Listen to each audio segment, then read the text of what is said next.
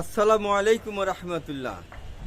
আমাদের এই জন্মভূমি সোনার বাংলাদেশ খুব শীঘ্রই তার নিজস্ব মানচিত্র থেকে হারিয়ে যাবে এবং অন্য দেশের দখলে চলে যাবে। এটা কার ষড়যন্ত্রে, কখন, কিভাবে হবে, এই বিষয়টা নিয়ে কথা বলার জন্য আপনাদের সামনে দাঁড়িয়েছি। প্রিয় দেশবাসী, গণ অধিকার পার্টির পক্ষ থেকে আপনাদের সবাইকে জানাই সংগ্রামী শুভেচ্ছা ও অভিনন্দন। আপনারা জানেন, বাংলাদেশে একটি রাজনৈতিক দল নিষিদ্ধ করা হয়েছে। এই নিষিদ্ধ রাজনৈতিক দলের প্রথম সারির লিডারেরা ভারতে বসে ভারত সরকারের সাথে যোগ সাজস করে এই বাংলাদেশের বিরুদ্ধে ষড়যন্ত্র করছে প্রতিনিয়ত। এটা চলমান।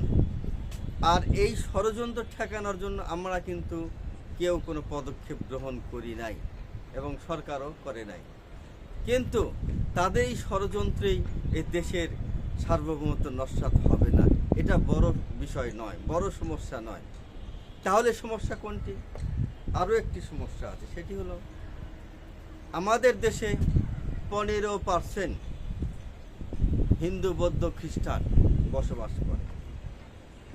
এই হিন্দু, বৌদ্ধ, খ্রিস্টানদের মধ্য থেকে হিন্দু সম্প্রদায়ের 95% নাগরিকের বাংলাদেশ সরকারকে না জানিয়ে ভারত সরকারের সাথে যোগাযোগ সূত্র ঠিক রেখে ভারতের PAN card, NID card, Aadhaar card, voter card, bank account, driving licence, এক কথায় ওই দেশের নাগরিকত্বের জন্য যা যা প্রয়োজন তারা কমপ্লিট করে ফেলেছে।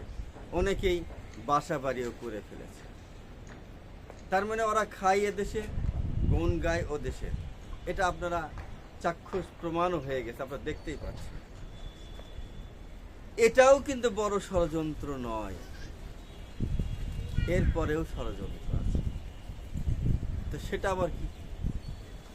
সেটা হলো আমাদের দেশে যতগুলো রাজনৈতিক দল, নিবন্ধিত রাজনৈতিক দল আছে, আপনারা দেখছেন, আপনারা জানেন, আপনাদের মুখস্থ।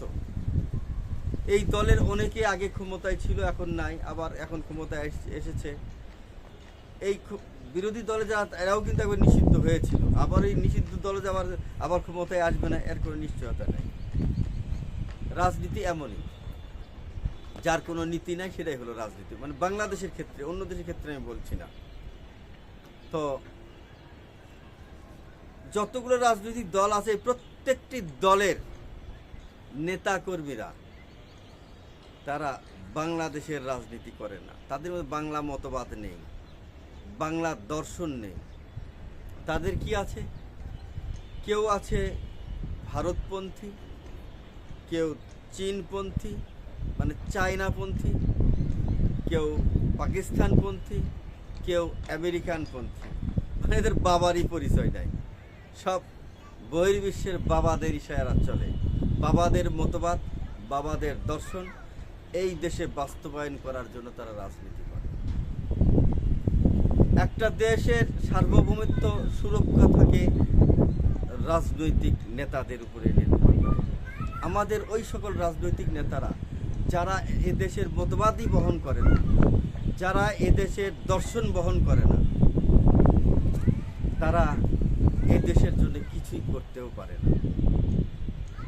তারা যে দেশের মতবাদ, যে দেশের দর্শন বহন করে, বাস্তবায়ন করে, তারা সেই দেশেরই কাজ করে। এই দেশের মাটিতে বসে, এই দেশের খেয়ে, এই দেশের পরে তারা সেই দেশের কাজ করে। তাহলে কি হলো, কি দাঁড়ালো? এই দেশ তো এমনিই চলে গেছে অন্যের হাতে। এরকমই একটা দেখা মনে হয় না? আসলেই তাই। বিগত 14 বছরে এই দেশটাকে তো ভারতের অঙ্গরাজ্য বা প্রদেশ হিসাবে শুধু মৌখিক ডিক্লারেশন বাকি ছিল। তাছাড়া কার্যকলাপ, চলাফেরা, ওঠা বসা সব কিছুই ভারতের ইশারাই হতো। এখন সেখান থেকেই দেশকে উদ্ধার করার জন্য ছাত্র জনতা মাঠে নেমেছিল, একটা আন্দোলন করলো। আন্দোলনে যখন তারা বাধা দিল সরকার, তখন সেই আন্দোলন থাকলো না, সেটা বিপ্লবের রূপ নিল।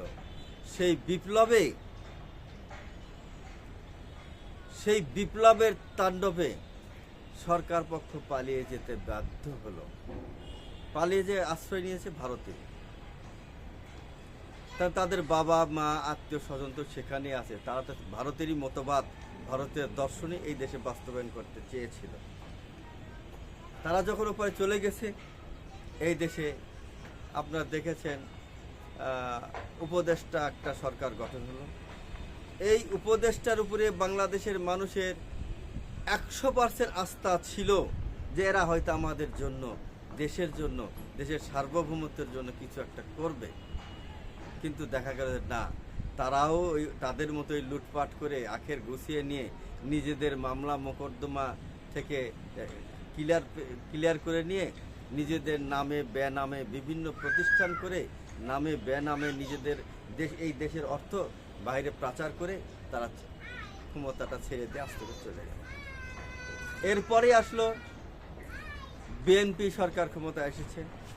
তারেক জিয়ার স্লোগান ছিল সবার আগে দেশ। এটা তো আমাদের সবারই কথা। এটা উনি কারো শিখানো কথা বলছে না নিজস্ব কথা বলছে আমার জানা নেই, তবে সবার আগে দেশ কথাটা 1000% সত্য। দেশি যদি না থাকে তাহলে আমার নাগরিকত্ব নাই, আমার নাগরিকত্ব যদি না থাকে তাহলে আমি কিসের বাঙালি? তা নয় কি? তো তারেক জিয়ার এই কথাটাকে আমি সম্মান জানাই এবং সাধুবাদ জানাই। কিন্তু এখন আমরা দেখতে যা পাচ্ছি, বর্তমান সরকারে যারা আছে তাদের একটা অংশ ভারতপন্থী হয়ে গেছে, একটা অংশ চীনপন্থী হয়ে গেছে। ভারতপন্থী কারা হচ্ছে?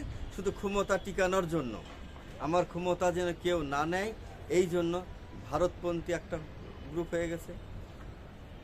আর একটা গ্রুপ হচ্ছে চায়নাপন্থী, এই দেশের উন্নয়ন করা যায় কিভাবে, ভারতকে ঠেকানো যায় কিভাবে, এটাই তো, এই দুটা পন্থী হয়ে গেছে। আর একটা পন্থী আমেরিকার সাথে যোগাযোগ করতেছে যে ডক্টর ইউনিসের তো অনেক বড় একটা নেট আছে, বিশ্বের নেটটা ধরা যায় কিনা, তাহলে তো আমাদেরকে আর কেউ কিছু করতে পারবে না, চাইনাও কিছু করতে পারবে না, ভারতও কিছু করতে পারবে না।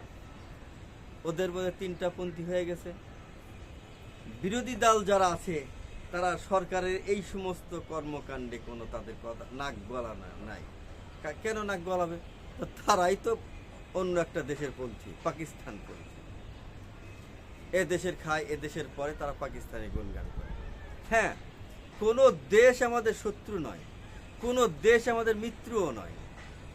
আমরা কাউকে শত্রুও ভাববো না, মিত্রও ভাববো না। যার সাথে যেমন ব্যবসার জন্য যে ব্যবহার করা প্রয়োজন, যার সঙ্গে যে ব্যবসা হবে আমরা তার সঙ্গে সেই ব্যবসা করব, যার সঙ্গে যে ব্যবহার প্রয়োজন সে ব্যবহার করব। কিন্তু বাংলা মতবাদ, বাংলা দর্শন, বাংলার প্রতি ভালোবাসা ঠিক রেখেই আমরা আগাব। এখন এদের বিরুদ্ধে আমরা কথা বলতে পারি না। সাধারণ জনগণ যদি একবার জেগে ওঠে, সরকারের বাপেও কিন্তু সে ঠিক আটকাতে পারে না। তার প্রমাণ আপনারা বাংলাদেশে দুইবার দেখেছেন, একবার হলো 71-এ, একবার হলো 24-এ। এখন এই মুহূর্তে বাংলার জনগণ যে আবার জেগে উঠবে সেরকম অবস্থা নাই। কেন নাই? আপনি দেখেন, ফুটপাত থেকে রাজপথ পর্যন্ত যত জনগণ আছে প্রত্যেকেই কোনো না কোনো দুর্নীতির সাথে জড়িত আছে। হয়তো 5% লোক ভালো আছে, প্রত্যেককেই কোনো না কোনো দুর্নীতির সঙ্গে যুক্ত হয়ে গেছে। সরকার জানে কিন্তু ব্যবস্থা নিচ্ছে না। কেন নিচ্ছে না? সরকার তো বড় দুর্নীতি করছে, বিরোধী দল আরও বড় দুর্নীতি করছে। এই যে তারা দুর্নীতি করছে, তাদের দুর্নীতির বিরুদ্ধে যদি কেউ যেন কথা বলতে না পারে, তাদের দুর্নীতির বিরুদ্ধে কে কথা বলতে পারে? যে দুর্নীতির সাথে জড়িত নয় সেই কথা বলতে পারে। তাহলে এখন কেমনি আমরা কথা বলবো? সকল সাধারণ জনগণ কম বেশি দুর্নীতির সাথে জড়িত আছে, এরা কথা বললেই বলবে তুমিও তো দুর্নীতিবাজ। তাহলে একে আগে অ্যারেস্ট করা হবে, একে আগে নির্যাতন করা হবে, জেলে ভরা হবে। এই জেলে ভরার ভয়ে, নির্যাতনের ভয়ে সাধারণ জনগণ আর ঐক্যমত হতে পারতেছে না। যে সকল ছাত্ররা ডাক দিয়েছিল, যাদের ডাকে আপামর জনতা মাঠে নেমেছিল, সেই সকল ছাত্রদের এখন দেখেন যারা টিউশনি করত, এখন তাদের হাজার হাজার কোটি টাকা ব্যাংক ব্যালেন্স। এটা কি করে হলো? সৎ পথে হয় নাই, সঠিক পথে হয় না। তো যাই হোক, আমি সেগুলো বলতে চাচ্ছিলাম না। আমি বলতে চাচ্ছি এই দেশের মানচিত্র টুডে টুমরো খুব শীঘ্রই অন্যের হাতে চলে যাচ্ছে এবং অন্য দেশের সাথে আমাদের দেশের যোগ হয়ে যাচ্ছে। তখন আমাদের কর্তৃত্ব থাকবে না, তখন আমরা কিন্তু গোলামে পরিণত হব সেই দেশের।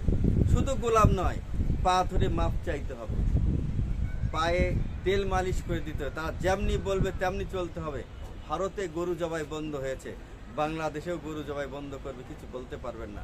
বাংলাদেশে মসজিদ থাকবে না, মাদ্রাসা থাকবে না, আপনি কিচ্ছু করতে পারবেন না।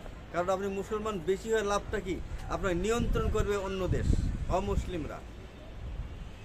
তখন আপনি কি করবেন? ভারতে যা হচ্ছে এখানে ঠিক তাই হবে। তার কারণ এদেশের প্রতি তাদের তো রাগ আছে, সেই রাগ মেটানোর জন্যই তারা এদেশের ক্ষমতা তারা নিবেই। আর এই দেশের ক্ষমতা নিতে গেলে রক্ষা কি করবে?